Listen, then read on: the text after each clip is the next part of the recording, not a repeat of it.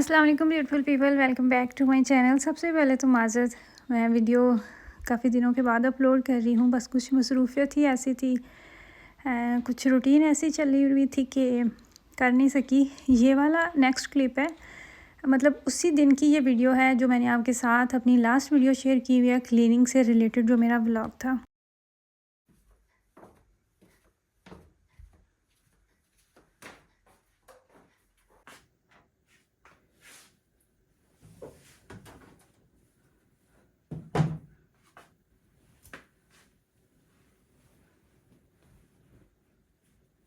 सफाई मैंने जैसे ही कंप्लीट की, मेरे पास जितने धोने वाले कपड़े थे उन सबको मैं वॉशिंग मशीन में डाल के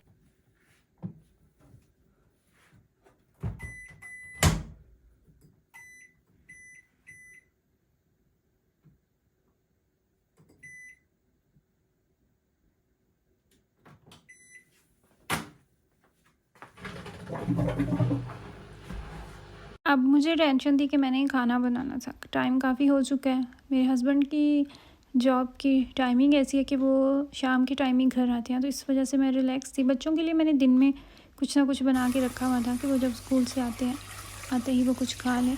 तो मेरे ज़हन में चीज़ आ रही थी कि मैं बनाती हूँ आज दाल। एक तो दाल जल्दी बन जाती है और उसके बाद दाल को बनाए हुए काफ़ी अरसा हो चुका था। मैं जब भी अपने हस्बैंड से पूछती हूँ ना कि आज क्या बनाऊँ खाने में, तो वो मुझे हमेशा कहते हैं दाल। कुछ भी नहीं उनके ज़हन में आ रहा था तो मुझे दाल का मशवरा दे देते हैं। तो मैंने सोचा कि आज मैं दाल ही बनाती हूँ। सबसे पहले भिगो के रखा,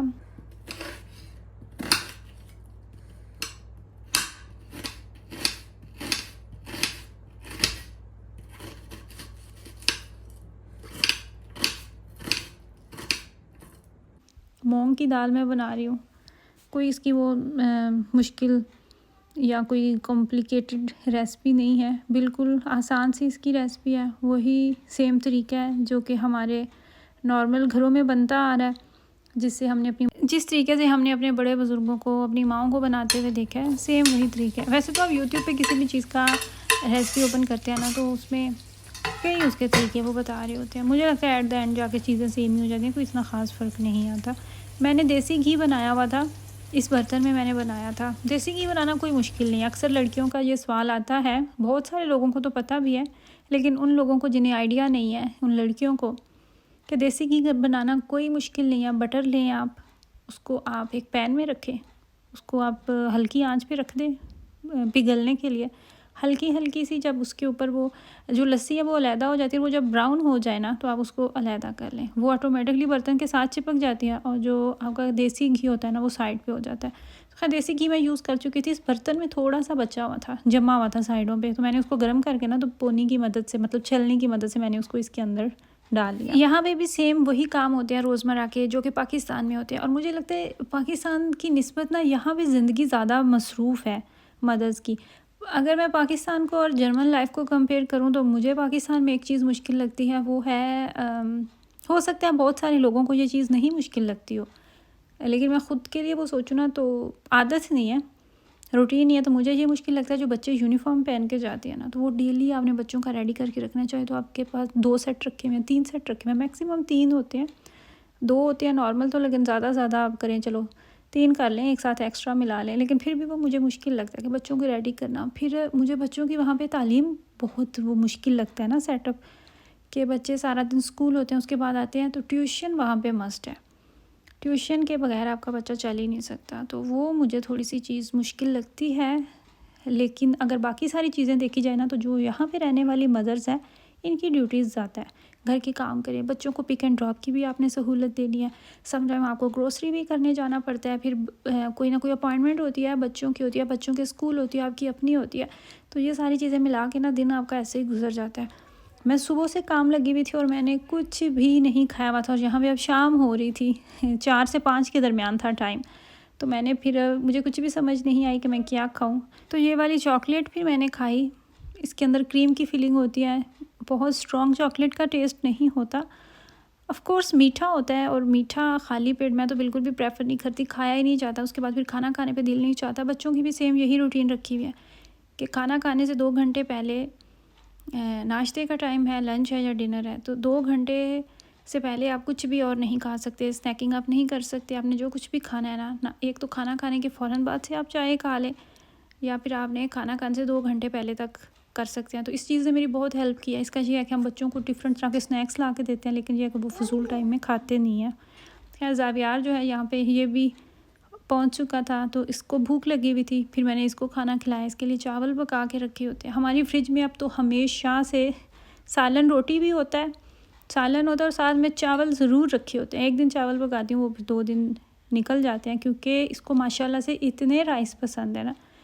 जब राइस होते हैं तो इसको रोटी चाहिए, जब रोटी नहीं है तो इसको राइस चाहिए। तो राइस भी कौन से, आलू वाले इसके फेवरेट है। वैसे तो पुलाव बिरयानी सब कुछ ही खा लेता है, लेकिन आलू इसके फेवरेट है, तो वो फिर मैं हमेशा बना के रखती हूँ। आलू के साथ रोटी ये बहुत खुश होकर खाता है।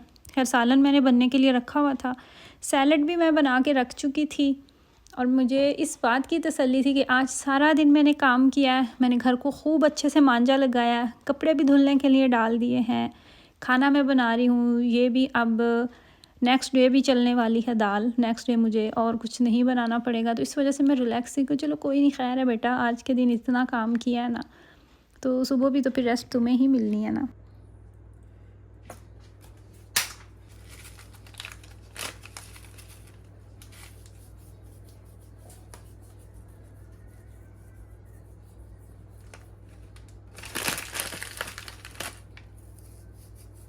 इस वीडियो के आपने थंबनेल पे भी देखा कि पाकिस्तानी मदर की जर्मनी में या पाकिस्तान से बाहर की ज़िंदगी कैसी होती है। टाइटल भी कुछ इसी तरह का है। तो अगर आप देखना चाहते हैं ना कि एक पूरा दिन जो आप नॉर्मल यहाँ पे काम करते हैं आपका किस तरीके से गुजरता है, तो जो मेरी पिछली वीडियो है ना, क्लीनिंग व्लॉग, जो मैंने आप लोगों के साथ शेयर किया हुआ है, आप उसको देखें। और ये सेम दिन मैंने सारे काम किए थे, और मुझे सुबह से शाम हो चुकी थी। साथ साथ बच्चों का भी देख रही थी कि बच्चों का भी खाना, मतलब बहुत सारी चीज़ें ऐसी भी थी कि जो मैंने वीडियो में नहीं शेयर की, लेकिन इतनी ज़्यादा टफ़ ड्यूटीज़ होती हैं। लेकिन अल्लाह ताला का शुक्र है, अल्लाह ताला ने ह्यूमन नेचर ऐसी बनाई हुई है ना कि कितनी भी आसानी हो हम ढल जाते हैं, कितनी भी मुश्किल हालात हो हम उनमें भी ख़ुद को उस सांचे में भी ढाल लेते हैं। लेकिन अल्हम्दुलिल्लाह मुझे लगता है कि ये काम नहीं होना तो भी आप फिर डिप्रेशन में चले जाएँ, ये भी ब्लेसिंग है अल्लाह ताला की तरफ से। अल्लाह ताला एक तो सबको साहिब औलाद करें, और उसके बाद घर के काम नहीं हो तो फिर आपने करना ही क्या है। तो कभी कभार करने पड़ते हैं इतना ज़्यादा, क्योंकि ज़ाहिर सी बात है डीप क्लीनिंग आप डेली थोड़ी कर सकते हैं, लेकिन ये अगर जब आपको करनी पड़ती है तो आपका अच्छा खासा काम बढ़ जाता है। हेल्प भी यहाँ पे आपको मिल जाती है। ये चीज़ नहीं है कि आप यहाँ पे हेल्पर्स नहीं रख सकते, डिपेंड करता है आपकी जेब पे। अगर आप अफोर्ड कर सकते हैं तो आप रख सकते हैं। कभी कभी मेरे जहन में ये चीज़ आती है कि जिस दिन मुझे खूब एक्सट्रीम डीप क्लीनिंग करनी होती है ना, तो मैं हेल्प ले लूँ, लेकिन फिर मैं ये सोचती हूँ कि मैंने आप लोगों के साथ वीडियोस भी तो शेयर करना होती है ना, तो मैं फिर क्या करूँगी, मैं क्या शेयर करूँगी। ये थी मेरी आज की वीडियो। आई रियली होप कि आपको वीडियो अच्छी लगी हो। दुआओं में